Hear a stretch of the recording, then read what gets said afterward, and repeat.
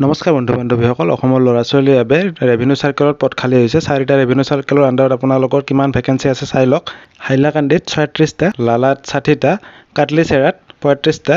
আলগাপুৰত 37টা total 168টা পদ খালী হৈছে গাঁও প্ৰধানৰ ভেকেন্সি খালী হৈছে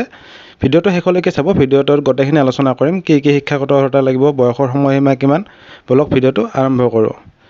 DC office deputy commissioner office Hailakandi recruitment 2021 ফালৰ পৰা 168টা গাঁও প্ৰধানৰ ভেকেন্সি খালী হৈছে আপোনালোকে কেনেকৈ আবেদন কৰিব লাগিব গোটেইখিনি দেখাম ভিডিঅটোৰ শেষলৈকে ডেপুটি অফ কমিশনাৰ অফিস হাইলাকান্দিত 168টা পদ আপোনালোকৰ হাইলাকান্দি লালা কাটলিচেৰা আৰু আলগাপুৰত আপোনালোকৰ খালী হৈছে 4টা ৰেভিনিউ সাৰ্কেলত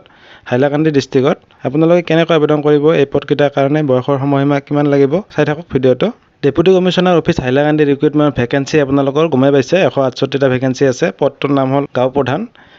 এডুকেশ্যন কোৱালিফিকেশ্যন শিক্ষাগত অৰ্হতা বিচাৰিছে 10 পাছ বয়সৰ সময়সীমা আপোনালোকৰ মিনিমাম 30 বছৰ হ'ব লাগিব এপ্লিকেশ্যন ফিজ ইয়াতে কোনো উল্লেখ কৰা নাই সিলেকশ্যন প্ৰচেছটো আপোনালোকৰ ইন্টাৰভিউ হ'বতে ৰিটেন টেষ্ট নহ'ব পাৰে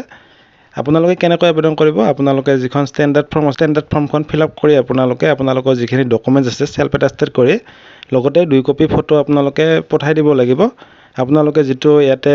এড্ৰেছ দিয়া আছে সেই এড্ৰেছটোত আপোনালোকে পঠাই দিব লাগিব আবেদন আৰম্ভ হৈছে 17 সেপ্টেম্বৰৰ পৰা আৰু লাষ্ট ডেট ৰাখিছে 17 অক্টোবৰলৈকে অফিচিয়েল এডভাৰটাইজমেন্টটো দেখাই আছো আপোনালোকক এইটো হল অফিচিয়েল এডভাৰটাইজমেন্ট আপোনালোকে ভালকে পঢ়ি চাব আমাৰ ডেসক্ৰিপচনটো দিয়া থাকিব আপোনালোকে এডভাৰটাইজমেন্টৰ আগত পঢ়ি চাই যদি আপোনালোকৰ যদি গোটেইখিনি এডভাৰটাইজটো হিচাপত গোটেইখিনি যদি মিলে ক্ৰাইটেৰিয়া তেতিয়া হলে আবেদন কৰিব পাৰিব তো আজিৰ ভিডিঅ'টোত এইখিনি আছিলে ভিডিঅ'টো ভাল লাগিলে লাইক কৰিব যদি আমাৰ চেনেলটো আজি প্ৰথমবাৰ আহিছে চেনেলটো সাবস্ক্ৰাইব কৰিব জয় অসম